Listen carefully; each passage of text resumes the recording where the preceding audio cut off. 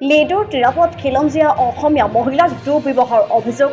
ৰাজ্যত সুৰক্ষিত নহয় অসমীয়া এতিয়া জীয়ৰী বোৱাৰীসকল নিৰাপদ সংঘটিত হৈছে খিলঞ্জীয়া অসমীয়া মহিলাক ধৰ্ষণৰ অপচেষ্টাৰ লগতে শালীনতাহানিৰ ঘটনা অভিযোগ অনুসৰি লিডুৰ এটা কোকভাটত সংঘটিত হৈছে এই জঘন্য ঘটনা কৰ্মৰত দুগৰাকী খিলঞ্জীয়া মহিলাক বিবি কোককলহাটৰ মহৰী আলোকৰাই ধৰ্ষণৰ অপচেষ্টাৰ লগতে শাৰীৰিক শালীনতা হানি কৰাৰ অভিযোগ আৰু এই ঘটনাৰ তীব্ৰ প্ৰতিক্ৰিয়াৰ সৃষ্টি কৰিছে ভুক্তভোগী মহিলা দুগৰাকীয়ে সংবাদ মাধ্যমৰ আগত প্ৰকাশ কৰা অনুসৰি ভাৰতত কাম কৰি থকা সময়তে প্ৰায় এনেদৰে আলোক ৰয় নামৰ ব্যক্তিজনে শালীনতা হানিৰ অপচেষ্টা কৰি আহিছিল আমি ৰাতিপুৱা টাইমত কাম কৰি আছিলোঁ তাৰপিছত মোৰ বা কয়লা লৈ আহিছিলে তাক পিছপিনৰ পৰা গপা মাৰি ধৰিলে মই দেখি পালোঁ আৰু বা চিঞৰিলে এনেকৈ মুখোপা দিব ধৰিছিলে তাৰপিছত মোক কৈছে এক ৰাতিত বোলে কিমান ল'বি বুলি সুধিছে আকৌ কি নাম কোনে কৰিছিলে এইটো কাম ভাটাৰ মোহৰি কি নাম তাৰ পলক অলক নেকি নাজানো মই ভালকৈ মোৰ 5 দিন হৈছে ইয়াত কাম কৰা আৰু সন্ধিয়াৰ সময়ত মোৰ ৰুমত আহিবি বুলি সদায় কৈ থাকে বহুত বেয়া ব্যৱহাৰ অত্যাচাৰ কৰে আমাক মালিকক জনাইছিলে নেকি এই বিষয়ে মালিকক আজিলৈকে মই দেখাই নাই নতুন আহিছোঁ ইয়াত কাম কৰিবলৈ ঘটনাৰ বিষয়ে জানিব পাৰি অসমীয়া যুৱ মঞ্চৰ কৰ্মকৰ্তাই কোকভাটত উপস্থিত হৈ এক উত্তপ্ত পৰিস্থিতিৰ সৃষ্টি কৰে ইতিমধ্যে ভুক্তভোগীয়ে ন্যায় বিচাৰি লিডু আৰক্ষী চকীত এজাহাৰ দাখিল কৰিছে ভুক্তভোগীৰ এজাহাৰ ভিত্তিতেই অভিযুক্ত আলোক ৰয় যোৱা নিশাই লিডু আৰক্ষী আটক কৰে ছোৱালীজনী আৰু নাতিনী ছোৱালীজনী ইয়াত কাম কৰিব আহে এতিয়া ল'ৰা ছোৱালী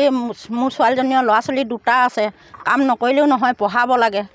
আৰু আহোঁতে বোলে মহৰীয়ে পিছফালৰ পৰা যেতিয়া গবতা মাৰি ধৰিছিলে তেতিয়া ঘৰত পাছত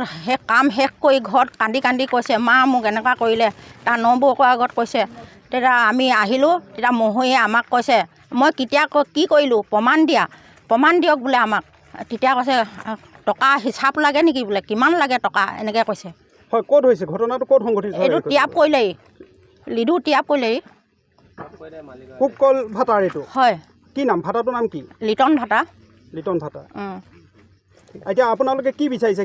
আমি যদি নিজৰ চোতাল এখন মোৰ নিজৰ ঘৰৰ চোতাল হয় চোতালত যদি নিজৰ ছোৱালীয়ে বা মোৰ নিজৰ বোৱাৰী নাতিনী আমি নিজেই যদি নিজৰ সুৰক্ষা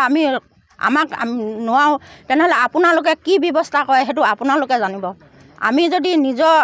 চোতালতেই যদি কাম কৰি খাব নোৱাৰোঁ বিদেশত গৈ কেনেকৈ কাম কৰি খাম নিজৰ